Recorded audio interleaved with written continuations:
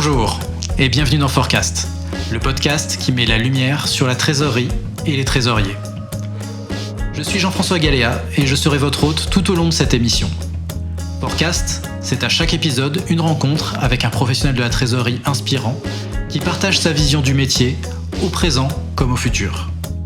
On peut s'apercevoir qu'il va y avoir beaucoup de cas d'usage NFT dans le milieu de la finance, où aussi il y a beaucoup de titres qui sont créés de manière digitale, et on peut imaginer qu'elles seront tokenisées et échangées sans tiers de confiance. Donc là, c'est vraiment tout l'avènement d'un système de finance décentralisée, comme on l'appelle, où il n'y a plus forcément besoin de tiers de confiance. J'ai plus besoin d'avoir une banque pour faire un emprunt.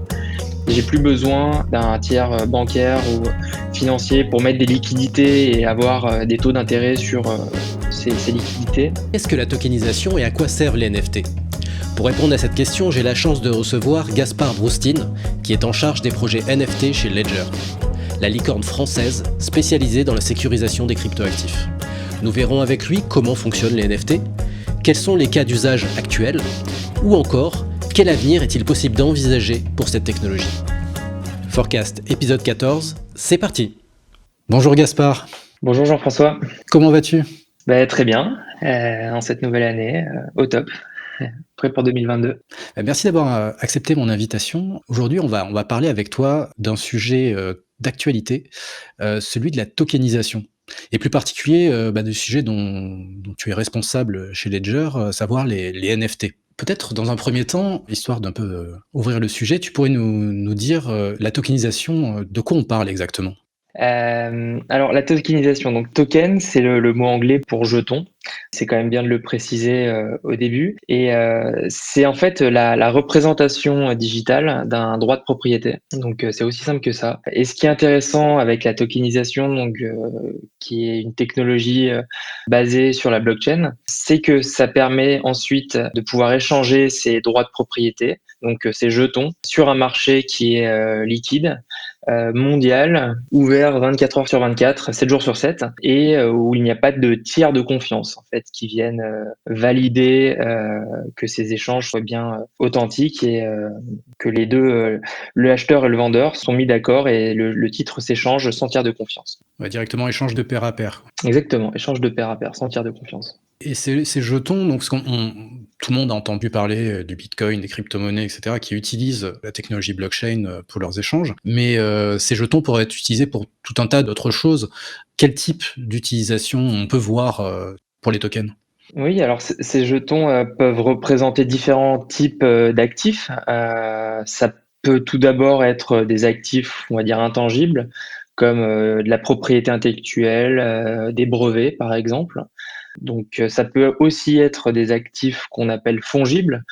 Donc là, c'est vraiment ce qui se rapproche le plus des monnaies, mais aussi des actifs qui s'échangent, type le blé ou l'or ou le pétrole.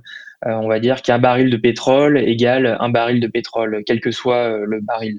Il n'y a pas de différenciation entre ce baril et le numéro 8 et le numéro 10. Ça n'a aucune importance en termes de valeur. Contrairement aux actifs non fongibles, donc là c'est le sujet des NFT en particulier, non-fungible token, token non fongible, où là on vient représenter des actifs qui sont tous uniques et différents. Et finalement, c'est la plupart des actifs qui sont aujourd'hui en circulation dans le monde. Par exemple, une maison entre deux maisons, c'est chacun des actifs qui sont non fongibles. Ils sont complètement différents l'un de l'autre. Et une maison n'est pas égale à une autre maison. Donc voilà les différents types de classes d'actifs qu'on peut échanger et qu'on peut tokeniser. Ouais, donc c'est un titre de propriété sur quelque chose de vraiment très spécifique et dont les caractéristiques ne sont pas les mêmes qu'un autre type de propriété, qu'un autre token qui serait sur la même chaîne. Oui, tout à fait. C'est vraiment un mélange entre un droit de propriété, mais aussi une preuve d'authenticité sur un objet digital. Donc, ces objets digitaux, en particulier dans les NFT, sont matérialisés en premier sur de l'art digital. Pourquoi l'art ?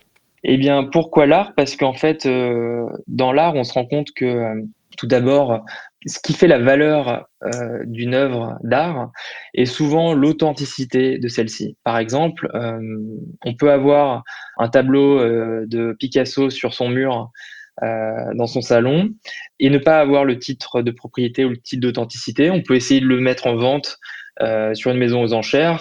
Personne ne voudra le prendre et ça vaudra probablement zéro. Oui, parce qu'on n'est pas capable de confirmer que c'est bien une œuvre de l'auteur. Exactement. Si on n'est pas capable de confirmer que ce tableau a bien été peint par Picasso, j'en ai la preuve parce que j'ai ce papier, ou alors j'ai une photo de Picasso en train de le peindre et de le donner à telle personne, ça n'a aucune valeur, tout simplement.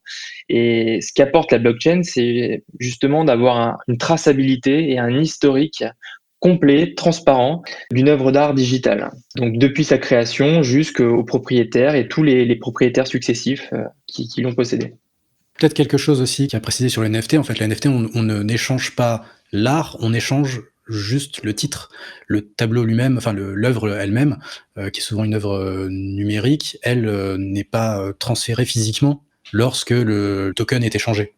Oui, alors les NFT ont vraiment explosé sur l'art digital, donc par définition, il n'y a pas d'œuvres physiques qui sont associées à une vidéo, par exemple, ou à une musique. Ce sont des objets qui ont été créés nativement sur Internet.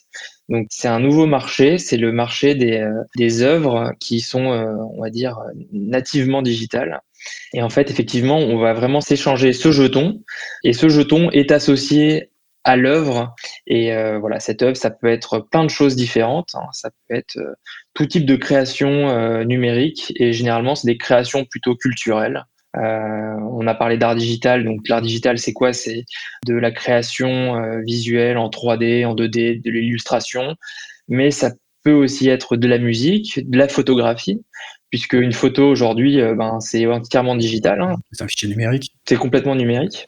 Ça peut être voilà, une vidéo, et puis il y a des applications maintenant qu'on entend de plus en plus parler vers le gaming, où finalement, avec des jeux comme Fortnite par exemple, où on s'est aperçu, et même avant ça, des jeux comme Candy Crush, on s'est aperçu que les gens étaient prêts à payer pour des objets digitaux qui vivent à l'intérieur de ces jeux vidéo, comme des skins sur Fortnite par exemple. Et l'intérêt des NFT, c'est qu'on va pouvoir sortir ces items de gaming du jeu et les échanger ensuite sur des marketplaces et pouvoir tirer profit voilà, de ces heures de jeu et de ces items. Et quel est l'intérêt de passer par une blockchain, par un NFT, par rapport aux méthodes d'échange qui existaient déjà? Alors pour de l'art numérique, on va dire par rapport à une marketplace ou quelque chose comme ça, qu'est-ce que ça apporte la technologie NFT? Parce que les transactions d'objets numériques, même dans le gaming, il y en a déjà eu. Alors le sujet de gaming est peut-être un peu nouveau, il y a des tests qui sont en cours par pas mal d'éditeurs aujourd'hui, mais par exemple sur l'art ou d'une manière générale, sur une transaction, qu'est-ce que ça apporte? Tout d'abord, ça apporte de la confiance entre l'acheteur et le vendeur, puisque cette technologie des NFT qui est basée sur la blockchain et sur donc la cryptographie, sur les mathématiques, fait qu'il peut y avoir un échange entre un vendeur et un acheteur qui ne se connaissent pas et qui sont probablement à l'autre bout du monde et qui, par définition, n'auraient pas tendance à se faire confiance. Et la blockchain fait que ces transactions et cet échange peut se passer de manière complètement transparente et faire respecter les termes du contrat, voilà, sans qu'il y ait une personne qui vienne, on va dire, tamponner le fait que, comme on va dire un notaire par exemple pourrait tamponner le fait que cette maison ait bien été vendue et que l'acheteur et le vendeur se sont mis d'accord.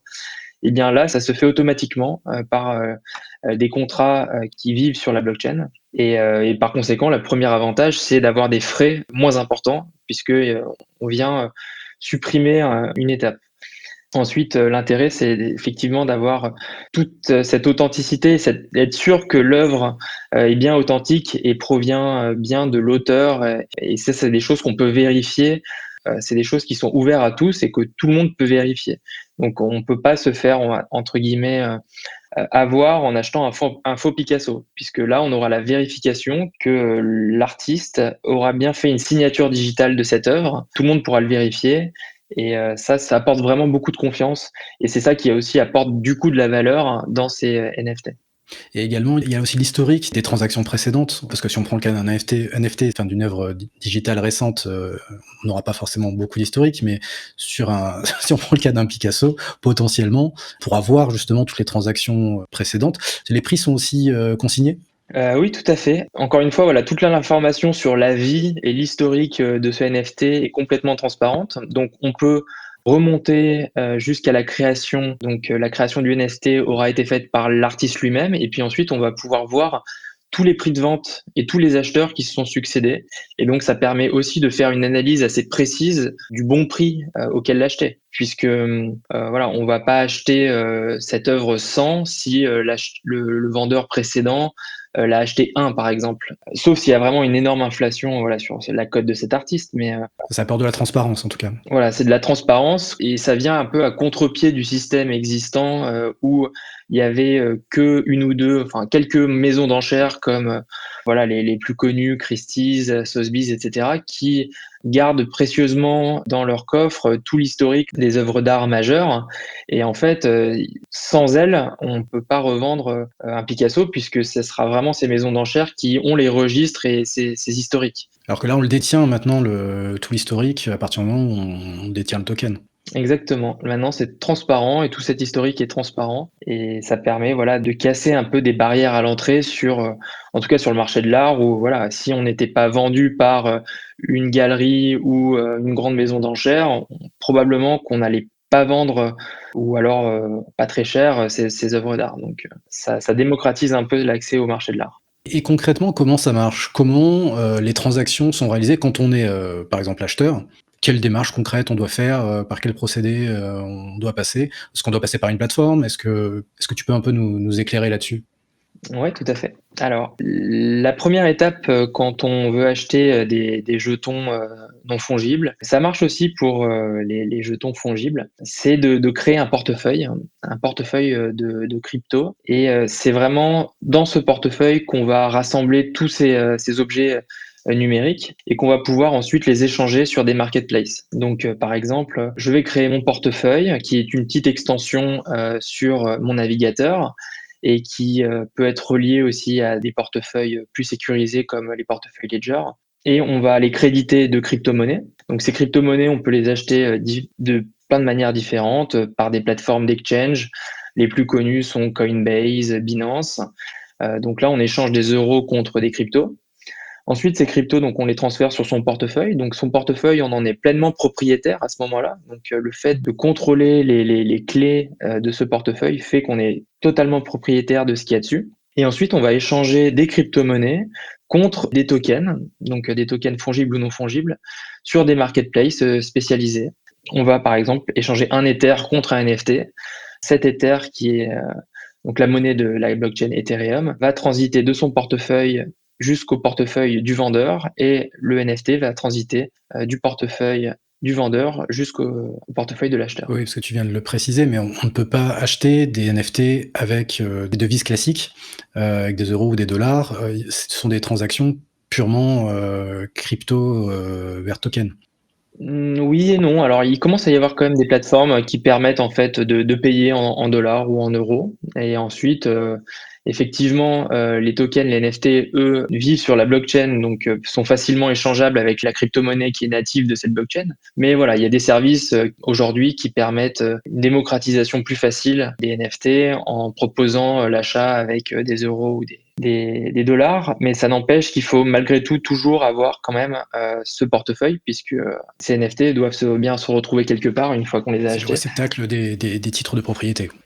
Exactement, voilà, c'est ça. Donc là, on a vu un peu les avantages que ça pouvait procurer, mais quand on compare les méthodes de transaction, on va dire historiques, à cette nouvelle méthode de transaction, quelles sont malgré tout les limites, les points d'attention en termes de risque que cela implique? Il y a quand même des points d'attention qui naissent de cette nouvelle technique, non? Oui, bien sûr. Le premier, c'est que c'est quand même une technologie encore assez naissante. Donc, c'est un marché qui n'est pas encore mature et il y a beaucoup de nouveaux acteurs qui rentrent sur le marché des cryptos. Et donc, quand on se met dans une position d'un investisseur, il faut bien évaluer la solidité et la qualité d'un projet avant d'investir. On dit souvent, une des devises du marché de la crypto, c'est do your own research. Donc, c'est très important de faire ces due diligence, on va dire, quand on souhaite investir dans un nouveau projet, parce qu'il y en a beaucoup qui apparaissent. Et tous ne sont pas forcément soit très solides, soit même carrément il peut y avoir des arnaques. Donc il faut prendre le temps en fait de comprendre ce marché et avant de l'investir. Après, il y a quand même des acteurs qui là qui ont fait leurs preuves et qui fonctionnent. En particulier, voilà, les principales blockchains qui sont on va dire, dans le top 10 des valorisations sont tous des projets solides avec des équipes à leur tête qui sont très solides, mais on ne sait pas forcément la valeur qu'elles auront dans le futur non plus. On a vu des top 10 sortir du top 10. Exactement. Tout va très vite, tout va très très vite. Une technologie peut surpasser une autre en quelques semaines. Donc la valorisation de cette technologie peut passer de 10 à 1 ou de 10 à 100 en quelques semaines aussi. Et donc c'est aussi ça, c'est à la fois l'avantage et l'inconvénient de faire ces investissements, c'est que c'est très très volatile et que cette technologie est très naissante. Donc il faut faire attention et voilà, il faut en tout cas être prêt à investir que de l'argent qu'on est prêt à perdre pour l'instant parce que c'est très risqué. Oui, puis il y a aussi la gestion même de la transaction qui est différente. On réalise sans tiers de confiance, ça veut dire que à partir du moment où la transaction est faite, elle est faite, elle est irrévocable. Si on s'est trompé, si il y a eu un problème ou autre, c'est pas possible de revenir en arrière. Ouais, tout à fait. Ouais, ça donne une vraie responsabilité en fait. Le fait d'être propriétaire, pleinement propriétaire de ces crypto-monnaies, de ces crypto-actifs, donne aussi une énorme responsabilité supplémentaire sur le détenteur, puisque il n'y a pas de banque ou de tiers de confiance qu'on pourra appeler ou de service après-vente si une transaction qu'on a faite et finalement on souhaite la révoquer ou voilà, on s'est fait arnaquer par exemple, on est tombé dans un piège. On peut pas appeler la banque et leur dire remboursez-moi, je me suis fait avoir. Donc c'est aussi cette responsabilité, c'est pour ça qu'il est très important de faire ses propres recherches et d'être très vigilant dans cet écosystème, puisqu'il y a voilà, un grand pouvoir exige de grandes responsabilités, comme on dit. Exactement. Ouais, les NFT, on entend beaucoup parler en ce moment, mais c'est quelque chose d'assez récent. Ça date de quand exactement? Ouais, très bonne question. C'est vrai qu'on en entend énormément parler depuis en fait cette année 2021 a été l'année de vraiment l'explosion médiatique des NFT. On va dire qu'ils ont émergé en 2017, fin 2017, avec un des premiers projets NFT qui s'appelait à l'époque CryptoKitties, qui a un peu posé les jalons de cette technologie et qui a créé les premiers On standards. parlait pas du terme NFT, il me semble, à l'époque. C'était un projet Ethereum, mais le terme NFT, lui, n'était pas encore, enfin, à ma connaissance, il n'était pas encore adossé. Oui, tout à fait. Ouais, le terme NFT est assez récent au final. Même moi, quand j'ai commencé à collectionner de l'art digital, on appelait ça plutôt du crypto art et le terme NFT est venu un peu après. Voilà, on va dire que ensuite de 2018 à 2020, c'était ce qu'on appelle le bear market, donc un marché un peu baissier, déprimant pour la crypto. Les projets NFT n'avaient aucun intérêt, on va dire, à ce moment-là pour les investisseurs et pour les collectionneurs. Mais ça n'empêche, ça a permis quand même à des marketplaces de se structurer pendant ce temps-là. Et en 2020, d'avoir un écosystème de marketplace qui commençait à rassembler des NFT qui devenaient très intéressants et très solides. Et moi, c'est à ce moment-là que j'ai commencé à m'intéresser à ce sujet, début 2020. Et il y avait déjà voilà, des sites internet où on pouvait acheter des NFT d'artistes digitaux qui commençaient à avoir une bonne réputation. Moi, c'est là où je suis rentré dans ce marché-là et ça a commencé à prendre de l'ampleur tranquillement tout 2020. Et puis, fin 2020, il y a eu un événement majeur qui s'est passé, qui est une des premières ventes de Beeple. Donc, on connaît tous maintenant cet artiste Beeple qui, quelques mois plus tard, a vendu une œuvre à 70 millions de dollars chez Christie's. Et voilà, le fait qu'il ait fait des ventes avec des très gros chiffres mi-décembre, donc c'était un peu plus d'un an. Il a fait sa première vente où il a vendu 3 millions d'euros de NFT en un week-end. Et ça a vraiment fait un gros coup de tonnerre, hein, à la fois dans le milieu crypto, mais surtout aussi dans le milieu médiatique, où ça a permis de faire les gros titres et de mettre un gros coup de projecteur sur cette technologie que personne connaissait avant ça. Voilà, 2021 a été vraiment l'émergence au grand public de cette technologie, avec à la fois de la collection d'art digital, mais aussi des collectibles, donc tout ce qui est des cartes à collectionner.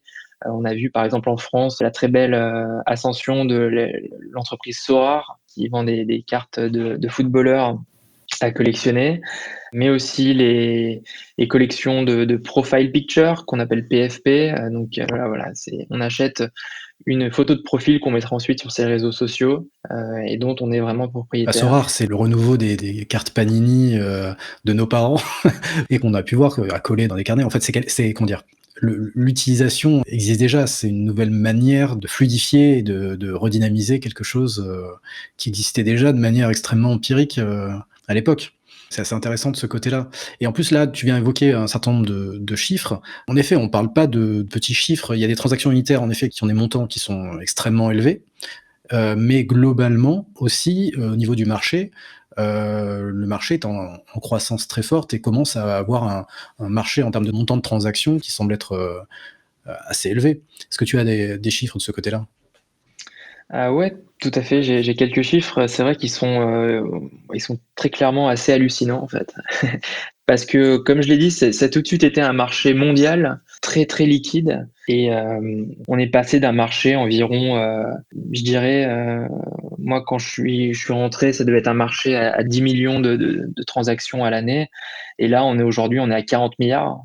2021, il y a eu c'est un marché qui pèse 41 milliards de dollars. À savoir que sur la plateforme principale marketplace qui s'appelle OpenSea, on a eu déjà plus d'1 milliard de transactions dans les 6 premiers jours de l'année. Donc voilà, là on est reparti sur des très très grosses bases et à savoir que le marché de l'art traditionnel est un marché à 50 milliards.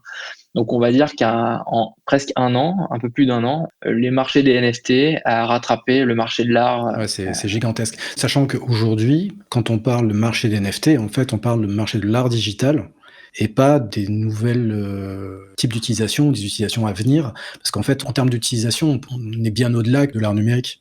D'ailleurs, aujourd'hui, dans quel type d'usage, en fait, au-delà de l'art, on peut retrouver des NFT ? Donc tu parlais du gaming. Je parlais du gaming. En fait, ça peut s'appliquer à tout type de droits de propriété qui existent. Aujourd'hui, le gros, c'est quand même l'art en termes de transactions.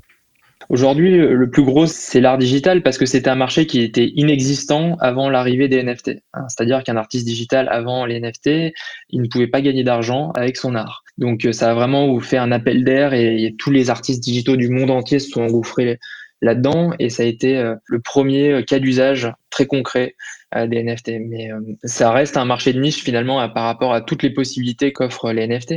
Et si on veut peut-être repasser dans des cas d'usage un peu plus business, on peut s'apercevoir qu'il va y avoir beaucoup de cas d'usage NFT dans le milieu de la finance, où aussi il y a beaucoup de titres qui sont créés de manière digitale et on peut imaginer qu'elles seront tokenisées et échangées sans tiers de confiance. Donc là, c'est vraiment tout l'avènement d'un système de finance décentralisée, comme on l'appelle, où il n'y a plus forcément besoin de tiers de confiance. J'ai plus besoin d'avoir une banque pour faire un emprunt. J'ai plus besoin d'un tiers bancaire ou financier pour mettre des liquidités et avoir des taux d'intérêt sur ces liquidités. Sur le côté logistique aussi, c'est intéressant, où il y a toute la gestion de la chaîne d'approvisionnement, où on peut avoir une meilleure traçabilité de toute la chaîne de fabrication, de la fabrication jusqu'au client final, où le client final pourrait juste scanner un QR code ou un code barre et voir toutes les étapes par lesquelles le produit a transité. Et ça a aussi des implications pour le marché du luxe en particulier, où il y a de gros problèmes de contrefaçon, où là, on pourrait s'assurer, encore une fois, de l'authenticité d'un produit qu'on achète, en particulier sur le marché secondaire. Je pense aux montres, aux sacs de luxe, voilà, tout le marché du luxe. Il y a de gros problèmes sur la contrefaçon. Alors, on va peut-être parler de l'avenir du NFT, mais il y a un autre buzzword actuel qui est potentiellement un peu lié, qui est celui de métaverse. Alors, pour l'instant, c'est avant tout des grandes idées. Malgré tout, il y a quelques projets qui existent, tout le monde n'est pas impliqué dedans. Mais est-ce que tu pourrais peut-être nous expliquer le lien qu'il peut y avoir entre NFT et métaverse? Ouais, tout à fait. Disons que c'est vrai que le métaverse, c'est aussi un mot qui est assez à la mode. On a vu par exemple Facebook qui s'est carrément renommé Meta pour métaverse et ça correspond donc à un monde digital qui serait un peu un jumeau numérique du monde physique, dans lequel on aurait aussi la propriété sur de l'immobilier, sur des objets, sur sa maison, sur des œuvres d'art, sur des vêtements, sur des accessoires de jeux ou même vraiment un jumeau numérique du monde physique et dans lequel les NFT en fait représentent justement le fait que ces objets soient bien uniques et c'est ça qui donne de la valeur à tout cet écosystème et qui crée une économie à l'intérieur de ces mondes numériques, contrairement à ce qui s'était fait avec les précédents métaverses comme One Life ou même les Sims, qui sont un peu voilà des mondes virtuels.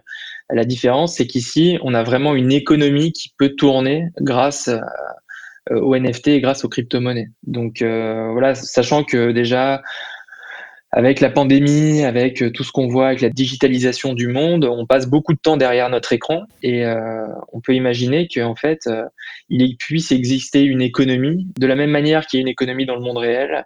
On va dans les magasins, on va au supermarché, on achète des objets. Il peut y avoir cette même type d'économie dans un monde digital dans lequel on passerait beaucoup de temps aussi. Ouais. Donc ça, c'est peut-être notre avenir. Je sais pas si c'est une bonne chose, mais écoute, on le verra. Il y aura effectivement ses avantages et ses inconvénients et une bonne inspiration, je trouve, moi, pour imaginer ce que peut être le métaverse, c'est aussi le film et le livre Ready Player One que j'invite tout le monde à lire ou à regarder le film, qui donne un peu voilà une meilleure compréhension de ce que est un monde digital avec une économie interne. Et donc là, on a beaucoup parlé d'échanges quelque part B2C, voire C2C, mais qu'est-ce qu'il en est des entreprises institutionnelles? Comment est-ce qu'ils peuvent se positionner sur ces nouveaux types d'échanges et quels sont peut-être les usages, les projets qui pourraient les concerner? C'est une bonne question. Il y a beaucoup de choses à créer, à inventer. J'ai pas du tout tous les cas d'usage qui peuvent exister. Je pense que chaque entreprise peut trouver son cas d'usage et la première étape, c'est déjà de s'intéresser voilà à ce milieu-là, à ce milieu du web décentralisé, du web 3 comme on l'appelle. Nous, par exemple, chez Ledger, on a des projets comme pour chaque article vendu par une marque, le client pourra recevoir un NFT. Et ce NFT pourrait donner accès justement, un peu comme une carte de membre, à des services supplémentaires, des services VIP, des ventes privées, l'accès à des lounges, l'accès à des événements particuliers. Ça, c'est un premier cas d'usage intéressant, le fait que le NFT devienne un token qui ait une utilité pour le client et qui permette en fait pour la marque d'avoir une relation plus directe avec ses clients. Ça, c'est vraiment un cas d'usage qu'on va voir de plus en plus, en tout cas cette année 2022, le fait de créer une communauté grâce à ces NFT. Ensuite, voilà, pour tout ce qui est du milieu du monde traditionnel, de la finance ou des métiers qui sont légaux, c'est vraiment après pouvoir tokeniser, comme on l'a dit, des documents légaux, des droits de propriété, des preuves d'authenticité. Et ensuite, j'ai une question concernant les désintermédiarisés. Parce qu'en fait, une des caractéristiques, c'est le fait de désintermédiariser les banques, les salles de vente, ce genre de choses. Même si on a vu que Sotheby's, par exemple, était rentré dans certaines transactions, comment justement, toi, tu vois ces acteurs historiques réagir par rapport à l'émergence de ce nouveau type de transaction? Est-ce qu'ils freinent des quatre fers? Est-ce qu'ils essaient de rentrer sur le secteur via d'autres services, comme justement créer des plateformes ou autres? Et comment est-ce que tu vois un peu l'avenir les concernant? C'est une question large, hein. Ouais, c'est une très bonne question. On va dire que les réactions face à cette nouvelle technologie sont assez diverses et assez différentes en fonction à la fois des secteurs, mais aussi de chaque entreprise dans ces secteurs. On peut voir par exemple sur le marché de l'art où les maisons d'enchères traditionnelles telles que Christie's et Sotheby's ont finalement plutôt bien réagi et ont cherché presque à embrasser ce nouveau secteur des NFT, même si à l'origine cette technologie a été créée pour un peu on dirait Les court-circuités. les court-circuiter exactement et elles se mettent à vendre elles-mêmes des NFT d'une manière assez différente de ce qu'elles faisaient de manière traditionnelle. avec tout un business model qui est entièrement différent de leur business traditionnel d'art physique. Sur un autre secteur, ou par exemple le secteur bancaire, on peut voir qu'il y a quand même beaucoup de disparités aussi. Là, c'est pas mal de disparités géographiques, j'ai aussi envie de dire, où on voit qu'aux États-Unis, par exemple, les banques commencent réellement à créer des produits financiers qu'elles proposent à leurs clients qui sont adossés sur des actifs numériques tels que des crypto-monnaies. Alors qu'en France, on a encore beaucoup d'hésitation et on rencontre souvent des conseillers bancaires, moi ça m'est déjà arrivé, qui me disaient nous, la politique de la maison, c'est d'interdire toute transaction d'un exchange crypto vers un compte bancaire qui est chez nous. Et là, on peut dire qu'ils freinent vraiment des cas de fer sur ce sujet-là. On ne les citera pas. Non, mais on les citera pas, mais c'est quand même encore assez compliqué en France.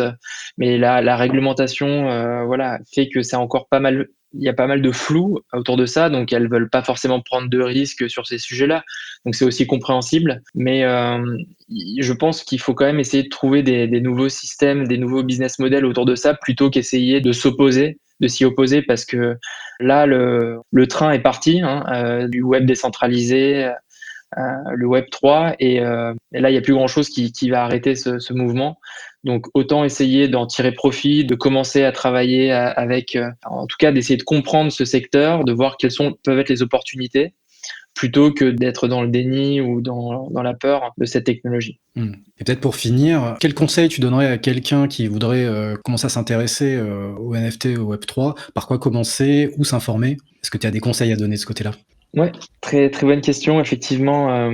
Alors, il y a différentes blockchains qui proposent des NFT. La principale, elle s'appelle Ethereum. Le problème de cette blockchain, c'est que souvent les NFT qui sont dessus sont très chers et également les frais de transaction sont assez chers, puisque c'est pas encore un réseau qui est complètement passé à l'échelle. Donc, contrairement à un réseau tel que Visa ou Mastercard qui peuvent traiter des dizaines de milliers de transactions, le réseau Ethereum ne peut en traiter que beaucoup moins. Je dirais quelques dizaines toutes les secondes. Donc, les transactions sont chères. Par contre, il y a un autre réseau un peu plus confidentiel qui s'appelle Tezos, qui est d'ailleurs une blockchain en partie française, sur lequel il y a des NFT artistiques qui sont très intéressants, et du coup, on peut commencer à en acheter et à comprendre un peu comment acheter des NFT en prenant très peu de risques, parce que les NFT qui sont dessus sont très peu chers, ils coûtent quelques Tezos, donc ça correspond à une dizaine d'euros par exemple, et les frais de transaction sont très faibles. Donc pour ça, en fait, il suffit de se créer un portefeuille compatible avec la crypto-monnaie Tezos. Le portefeuille de référence s'appelle Temple Wallet, comme un temple. Il faut créditer un peu de Tezos dessus. Donc, il faut aller sur une plateforme d'échange, transformer de l'euro en Tezos. Ensuite, envoyer donc ces Tezos sur son portefeuille Temple Wallet. Et ensuite, utiliser des marketplaces qui vendent des NFT, qui proposent des NFT, comme Object.com, qui est la plateforme de référence sur ce réseau aujourd'hui. Et voilà, commencer tout simplement à explorer les artistes qui existent, à faire ses propres recherches, à comprendre les codes des artistes, comprendre pourquoi tel NFT est plus cher qu'un autre, et commencer à s'y intéresser, quoi. C'est mon conseil, commencer à s'y intéresser avec assez peu de risques, prendre le temps, et ensuite, ça permettra d'ouvrir des opportunités par la suite sur d'autres secteurs du web décentralisé. En gros, pour comprendre, rentrer dedans, même un tout petit peu.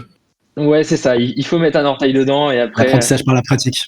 Exactement. Il faut essayer de l'utiliser pour comprendre. C'est mon meilleur conseil, je pense. Ok, merci beaucoup Gaspard. Merci pour ces conseils et toutes ces informations. Avec plaisir. J'espère qu'on aura l'occasion de rééchanger ensemble. En tout cas, c'était vraiment très intéressant et je suis certain que ça apporte beaucoup d'informations à tous ceux qui nous écoutent. C'était un plaisir de discuter un peu avec toi, Jean-François. Et à très bientôt alors. À bientôt Gaspard. Cet épisode est maintenant terminé. Si vous avez aimé ce podcast, aidez-nous à le faire connaître en le partageant sur LinkedIn et en suivant la page du podcast. Merci d'avoir passé ce moment avec nous et à très bientôt pour un nouvel épisode.